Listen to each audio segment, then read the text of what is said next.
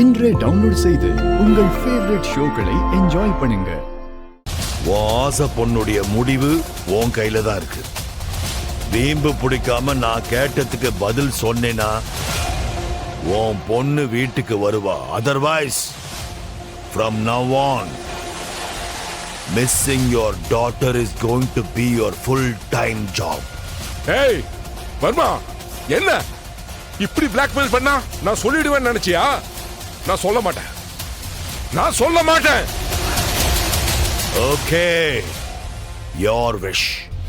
ஏய் வர்மா.